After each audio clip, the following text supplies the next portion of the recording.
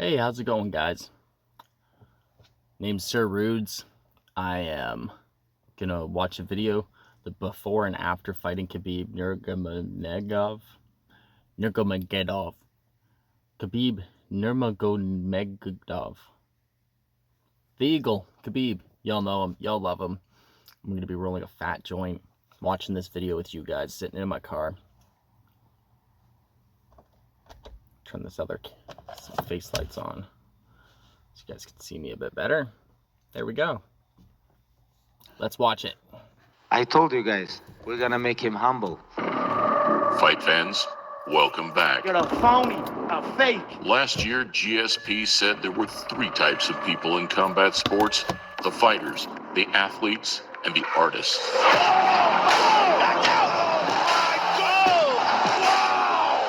But with a relentless work ethic, insane natural ability, and dominance in all areas, the choice regarding Russia's undisputed lightweight king isn't so straightforward. He's so strong. Now enjoying retirement, we retrace the legacy of a humble champion that never lost, never bled, and was never visibly hurt inside the octagon. That's how good Khabib Nurmagomedov is. Something in a sport as unpredictable as mixed martial arts that speaks for itself. You wanna fight? Come here. Inside the cage, come. Here we look at opponents before and after fighting Khabib Nurmagomedov. Welcome to a Motivedia presentation. Because this is #1 easy fight in lightweight division. 16-0 is the mixed martial arts record, and he's just 23 years old. 10 years ago, the Russian signed the dotted line, entering the UFC's lightweight roster on a 6-fight deal. Khabib Nurmagomedov versus Trujillo. Straying under the radar, he picked up his first handful of victories, dragging his opponents the distance, but crunching, mauling, and slamming them in the process. UFC record with 21 takedowns. With an ever-evolving style, Khabib would beat That's like his Rafael joint. dos Anjos, his first top 5 opponent, without losing a single round. Look how aggressive this kid is. I just want to see who's got the style to handle this guy. Some were convinced, others not so much. But everybody had started to take notice. I think he's a little amateur. I think that he needs a little work. Khabib Nurmagomedov, before you were here, he's already in the press room somewhere telling everybody that'll listen, hey, he's undefeated, he deserves to be next. Is he what you think should be next? Hey, if they want him next, give him a shot. I'm ready. It would be 2 years later, following a series of freak knee injuries, that Khabib would finally be back in action. You're fat, you're slow, you have no rhythm. I can't wait to shut your face with my hand. I'm gonna knock you out. Unfortunately, Tony Ferguson pulled out, facing health issues of his own, Kind of a hard pill to swallow. leaving Pennsylvanian Daryl the Saint Horcher with the opportunity of a lifetime. Here, UFC give me fight versus Tony. 16 April, I'm here. Where's Tony? Tony's pull out? Please, shut up. I have fight, Daryl Horcher. I have to focus this guy. I don't think you can stand with me. There's nobody on the planet who can stand with me. All I do is touch you. Whether we're on the ground or we're standing up, that's all it takes. Obviously, there was better matchups that we could have on 9 days' notice than Khabib himself, but he's just a man. They're all the same. At the 160-pound catchweight, Horcher was a huge underdog. And as the fight unraveled, it became more and more apparent why. Big shots. Horcher's got to protect himself. I'm going to touch him, and he's not going to like my power. And that's the just of it. This could easily be stopped. 7-0 in the UFC. Though with an embrace and show of respect, it was a night that highlighted the more amicable side of mixed martial arts. I came up short in my debut. Tough guy. What he did tonight, no one won. You fight the #1 guy in the division on 8-day notice. I lost 25 pounds in 7 days. I came off the couch. I hadn't trained in months. This was my real debut. The guy's an animal. I truly think he is the best lightweight in the world. With Eddie Alvarez sidestepping Khabib in exchange for red panty night, The blessed I chose to whoop you next. it was another tough, quick, and confident American that would take his place. I'm about to go celebrate with my team in the back, and we're getting ready for soon. I went on that New York card. Anybody, let's go. First of all, I have to beat Michael Johnson. Michael Johnson already beat Tony Ferguson, Barboza, a lot of tough guys. He's not easy fight. Oh, come on, ads, really? Hey. I'll give him 5 seconds for free. Boom. Tony aside, Michael Johnson was the only man calling out Khabib and labeling him as one-dimensional. No, I'm here to take care of business. I'm here to fight. I'm here to get a win, and that's all it is. I don't think we're gonna see a new Khabib. We haven't seen him progress his game at all. I hope he tries to test it out on me Saturday. You know, I'm looking forward to that one. Whilst Johnson too deserves credit for stepping up to the plate, his fate was no less brutal. It almost seems like they're shocked at how strong he is. Listen, that he's pounding Michael Johnson. I go to smash your boy. Make no mistake. Talking to him in the process, the Eagles swept him up, dropped him, and then drowned him. Ну, я мог ему сломать руку, я ему 2 раза говорил, чтобы он сдался. Аккуратно делал. Потому что этот болей, который, если она ломается, она больше не восстанавливается, эта рука прежняя. What a display of dominance. Both men showed respect in the aftermath. But Khabib's focus quickly switched to the lightweight title and one man in particular. I want to fight with your chicken because this is #1 easy fight in lightweight division. I think I deserve this, but this is up to main event. Because if Conor win, of course he no take this fight. Who presented the toughest challenge in your opinion? I mean, that's got to be Khabib. I mean, come on. I mean, he's just... Khabib would get his shot at the lightweight strap in early 2018. But 5 months prior, it was Edson Barboza that would look to halt the Russian's route to the top. Khabib, I know he's a true fighter, but Conor, I prefer don't talk about him because he's not a true fighter. On the back of 3 convincing wins, Barboza jumped at his chance to face the very best. Best lightweights in the world fighting, you know. He definitely won the best, I mean, won the best, and that's making me very excited for this fight. The fight itself felt like a slow, brutal execution. You know, Jordan in his prime, you just can't cover that. It's almost like he's the only one on the court. Yeah. Nurmagomedov, it was like he was the only one in the cage. Dominance by Khabib Nurmagomedov. Fight of the night, and a reminder of just how good Khabib really was. What does make him so special? Everybody know his game. Everybody know his game plan. And nobody can stop him. I think definitely one of the best of all the time in the lightweight. Now, if UFC give me 1 hour rest, I can fight one more time with Conor or Tony. That's no problem. Nah, Khabib looked terrible in that fight. He's just barreling down, coming straight forward like a tank. You know, I got a little more style than I got a little more. I think it's a bit vain, but Khabib, because I'm probably his biggest fan in the UFC, so. You really think he looked terrible in that fight? Khabib? The man looked the same that he did a couple years ago. After another Tony Ferguson injury, coupled with some replacement drama. They checked, they looked at me, and they said, "You don't look good. You can't do it." That's all that happened, and I walked out. It was Al Iaquinta, a former championship wrestler with fantastic takedown defense, who'd be up next with a chance to snatch the vacant lightweight title. You'd have to pay me $2 million to fight, or $1 million to fight Khabib. I don't want to fight that guy. You see what happened to Barboza? What, nuts? They're getting beat up to the point where they want out. And that's something that you're never going to see with me. So this week they asked me fight with 5 different guys. If you can bring King Kong and he can make 155, let's go.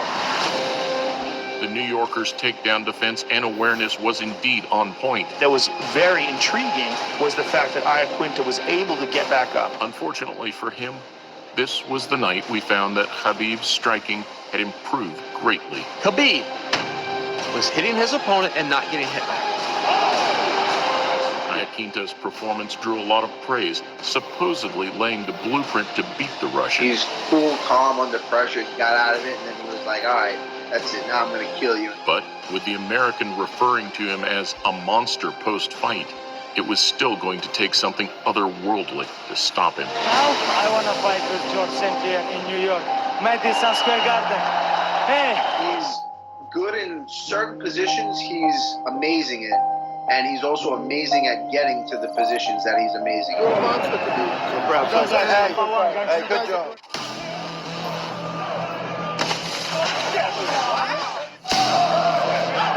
Send a message, hey, come here, this place, and that's it.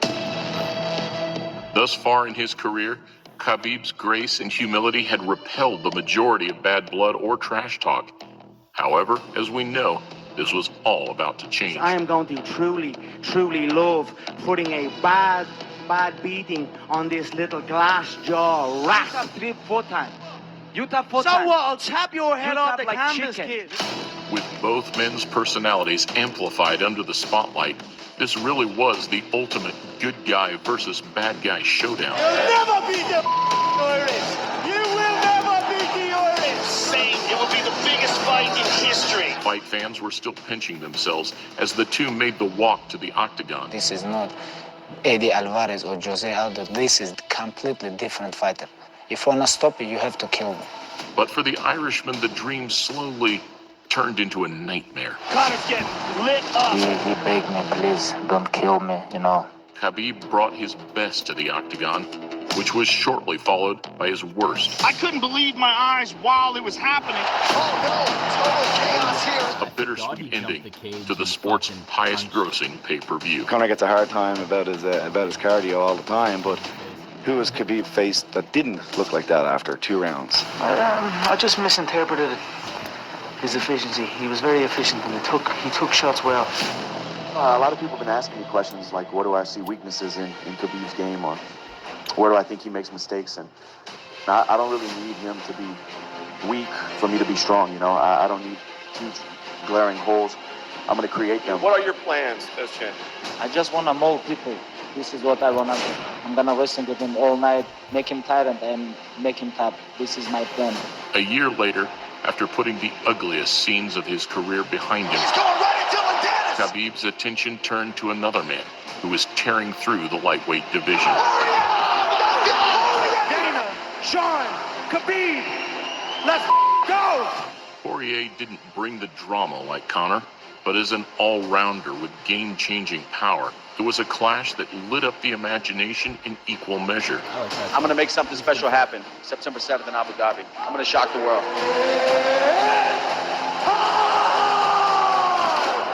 We saw a more cautious version of Dustin in Abu Dhabi. You have to push him back a little, and we haven't really seen that out of anybody yet because they're so worried about the speed of that shot. And ultimately, despite having success of his own, he was overpowered and submitted in the third. Nurmagomedov under the chin, there's the tap! They know what he wants to do, they can't stop it. Red money here with good people. A great show of respect capped off another of the lightweight division's hottest showdowns. If anything adversity's taught me in the past, is when times are good, be grateful. And when times like this, be graceful. And his feet are like hands, like his foot sweeps and the way he breaks you down, it's good, man. He's good. So good. You know, people know who both of these guys are. They know what they're both capable of, and that's why this fight is so big. Going to cause him some serious issues in there.